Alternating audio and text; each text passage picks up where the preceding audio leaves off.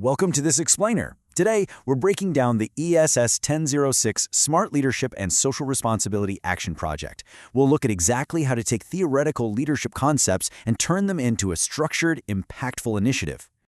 Our roadmap covers 6 areas: project conceptualization, core assessment criteria, implementation options, presentation formats, the leadership connection, and your pre-submission checklist. Let's get started. Section 1. Project Conceptualization. The main goal of this assignment is progression.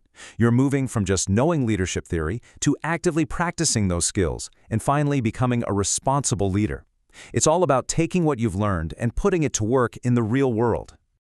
To keep your project on track, you'll use the SMART framework. Your project must be specific, meaning it has a defined scope. It needs to be measurable, so you have quantifiable outcomes. It must be achievable with the resources and time you have. It has to be relevant to campus or community needs. And finally, time-bound with clear start and end dates. Let's look at how this maps out in practice with 3 successful student examples of community outreach. If your focus is a green campus initiative solving environmental waste, your measurable outcome is tracking the exact reduction in waste volume. A peer support project tackling student isolation measures success by tracking active participants and wellness check-ins. Or, if you address a technological skills gap, you'd measure pass rates in a digital literacy program. The takeaway here is that your focus has to translate into data you can actually measure. Section 2. Core Assessment Criteria. Your work is evaluated on 5 core metrics. Number 1 is creativity. You need a fresh approach that stands out from everyday campus activities. We evaluate the innovative methods you use to solve the problem and how you present your findings. Number 2 is utility. Your project needs to address a genuine need at the University of Peradeniya or the wider community. You must show that you have the resources to execute the plan and that the project remains relevant even after this assignment ends. Number 3 is output. We need concrete results.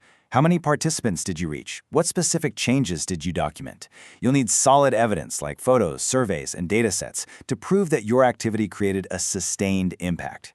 Number 4 is accountability. You need to show personal ownership over the project. This means documenting how you handled ethical considerations, how you managed any operational setbacks, and providing proof that you fulfilled your commitments. And number 5 is responsibility. How does your project contribute to the greater good?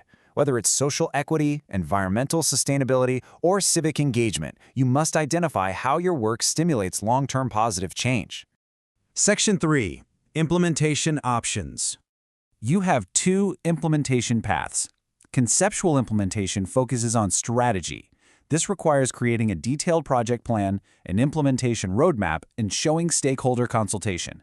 Practical implementation focuses on active execution. This means running the project, gathering data, and showing clear before and after evidence. Section 4. Presentation Formats.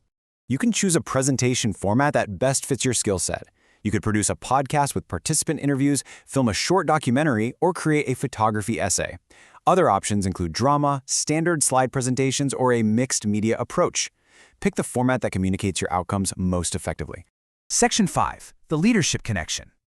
You must connect your field work back to your personal development. First, ask yourself, what specific leadership theories did you apply during the project? Next, consider emotional intelligence. What skills did you develop while managing relationships, navigating roadblocks, and building consensus with your team? Documenting this growth is required.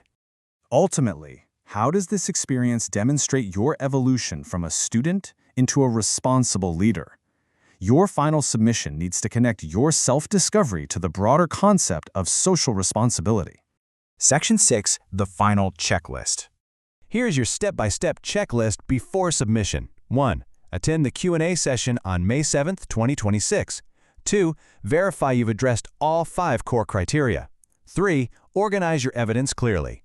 4. Prepare your chosen presentation format. 5. Include your personal leadership reflection. And 6. Finalize all documentation to a professional standard. Please watch out for these common pitfalls. Don't set an unrealistic scope or focus on just doing activities without measuring the outcomes. Make sure you don't submit work that's missing concrete impact evidence, personal reflection, or a connection to social responsibility. I'll leave you with this thought. This process is about becoming a responsible leader. not just completing an assignment.